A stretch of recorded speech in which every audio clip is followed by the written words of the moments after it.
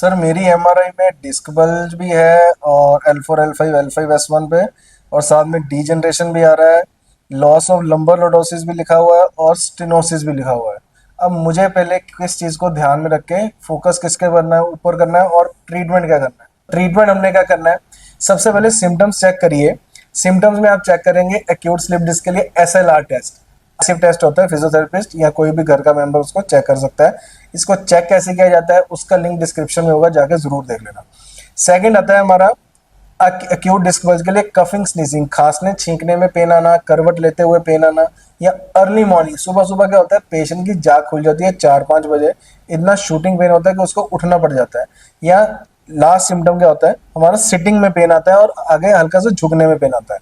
अब ये coughing sneezing वाला, झुकने वाला पेन और आपको करवट लेने वाला पेन, ये हमारी इंस्टेबिलिटी में या लंबर स्पाइन की और भी प्रॉब्लम्स में आ सकता है। पर जब ये चारों के चारों सिम्टम पॉजिटिव आते हैं तब हम मानते हैं एक्यूट स्लिप डिस्क है। अगर ये आपके सिम्टम्स पॉजिटिव नहीं है तो समझ लीजिए कि जो डिस्क बल्ज है वो पुराना पड़ा है। सेकंड आता है disc degeneration, early degeneration, disc desiccation, ये सब लिखा होता है। तो आपको एक बात बता देते हैं कि जो डिस्क है वो एक फ्लूइड है, न्यूक्लियस पल्पोसस, एनुलस फाइब्रोसस। अब जब वो फ्लूइड बाहर निकलेगा तो वो सूखेगा, क्योंकि उसका हीलिंग पैटर्न ही है। जब वो डिस्क सूखेगी उसको डीजनरेशन या डेसिकेशन लिखा जाता है। तो ये भी रूल आउट कर दीजिए, क्योंकि इसमें हमें फ्लेक्शन एक्सरसाइज करना है, एक्सटेंशन बिल्कुल नहीं करना अगर एक्यूट स्लिप डिस्क नहीं है तो।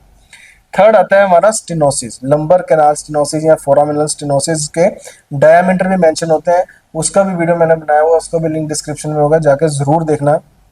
अब स्टेनोसिस का मतलब होता है कैनाल नैरोइंग।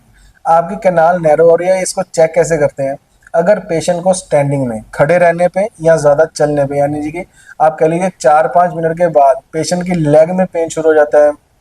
अगर पेन ना भी हो, नमनेस आती है, टिंगलिंग आती है, या पैर हैवी भी हो रहा है, तब भी हम यही मानेंगे कि स्टेनोसिस हो रहा है। खड़े हल्का सा झुक जाता है तो भी सिम्टम रिलीफ हो जाते हैं। तो इसका मतलब जब उसकी बॉडी एक्सटेंशन में रह रही है, खड़े रहने में सीधी रह रही है, तब उसको स्टेनोसिस हो रहा है, कैनाल नैरो हो रही है। तो स्टेनोसिस जो है वो यहाँ पे मेन चीज़ है। अब ये लंबर लॉर्डोसिस की भी बात कर लेते हैं। तो लंबर लॉर्डोसिस का स्ट्रेटन, लंबर स्पाइन का स्ट्रेटन होना या लॉस ऑफ लंबर लॉर्डोसिस होना, ये आजकल बहुत कॉमन हो रहा है।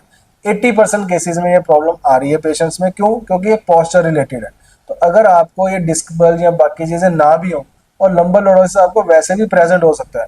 अब हमें कभी बैक पेन हुआ नहीं, हमने कभी एमआरआई एक्सरे करवाया नहीं, तो कभी ये फाइंडिंग दिखी नहीं।